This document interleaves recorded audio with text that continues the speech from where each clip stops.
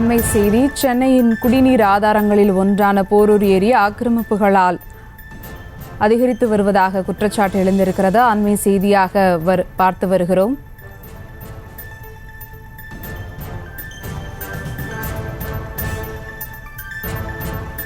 இது குறித்த கூடுதல் விவரங்களோடு இணைகிறார் செய்தியாளர் ராஜேஷ். வணக்கம் ராஜேஷ், விவரங்கள்.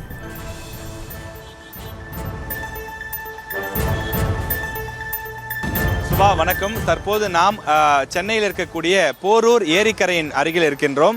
இந்த பின்புறத்தில் தெரியக்கூடிய இந்த போரூர் ஏரியில் நாளுக்கு நாள் தொடர்ந்து ஆக்கிரமிப்புகள் அதிகரித்து வருவதாகவும் தொடர்ந்து இந்த ஏரியினுடைய பரப்பளவு சுருங்கி வருவதாகவும் பொதுமக்கள் குற்றச்சாட்டுக்களை முன்வைத்திருக்கிறார்கள்.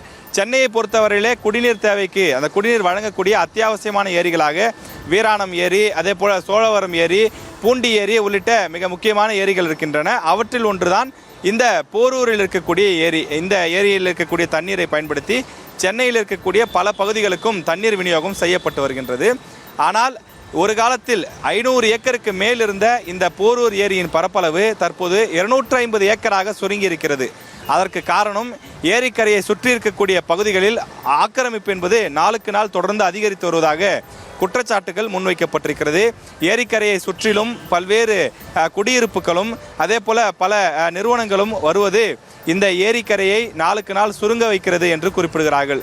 அதே போல ஏரிக்கரையினுடைய ஒரு புறத்தில் நாம் பார்க்கும்போது சுடுகாடு கட்டப்பட்டு அங்கு உடல்கள் கொண்டு வந்து புதைக்கப்படுகிறது. இதன் காரணமாக ஏரியினுடைய பரப்பு குறைவதோடு மட்டுமில்லாமல் நீரினுடைய நிலத்தடி நீரினுடைய தரமும் சேதாரமாகக்கூடிய அந்த நிலத்தடி நீரினுடைய அந்த தன்மையும் பாதிக்கப்படக்கூடிய மாசடையக்கூடிய ஒரு நிலை ஏற்றிருப்பதாக சுற்றுச்சூழல் ஆர்வலர்கள் குறிப்பிடுகிறார்கள். அது மட்டும் இல்லாமல் இந்த பகுதி சுற்றுவட்டார பகுதிகளில் சேகரமாகக்கூடிய பல பகுதிகளினுடைய குப்பைகளை கொண்டு வந்து அருகில் இருக்கக்கூடிய கரையிலே கொட்டி எரிக்கிறார்கள்.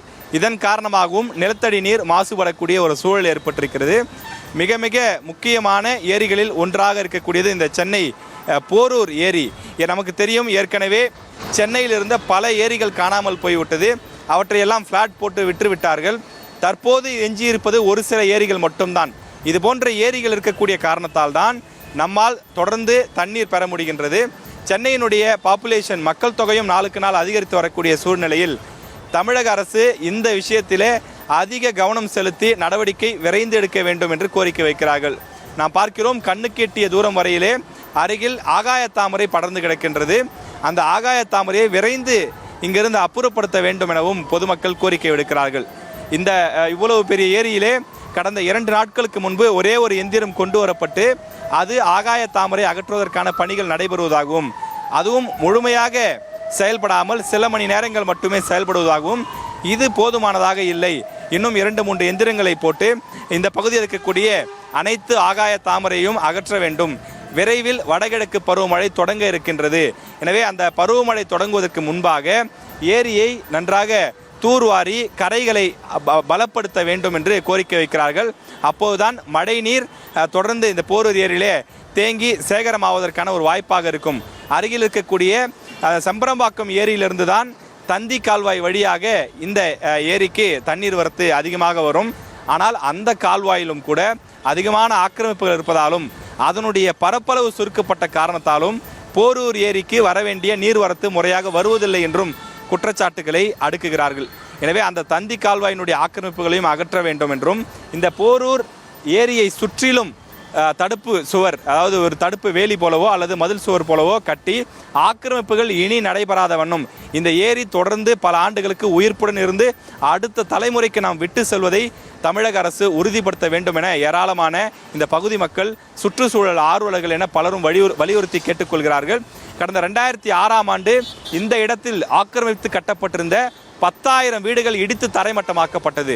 அதே போல தமிழக அரசு மீண்டும் ஒரு கணக்கெடுப்பை நடத்தி யாரெல்லாம் விதிகளை மீறி இங்கே நிறுவன கட்டிடங்களையும் குடியிருப்புகளையும் கட்டியிருக்கிறார்களோ அவற்றையெல்லாம் இடித்து தரைமட்டமாக்க வேண்டும்.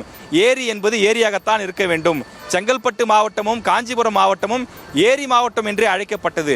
அந்த அளவிற்கு இது செங்கல்பட்டு மாவட்டத்துக்கும் காஞ்சிபுரம் மாவட்டத்துக்கும் அருகில் இருக்கக்கூடிய ஒரு முக்கியமான ஏரி.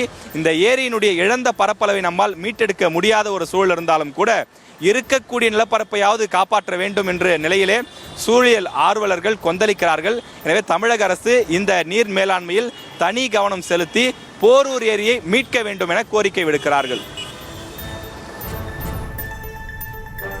விவரங்களுக்கு நன்றி ராஜேஷ்.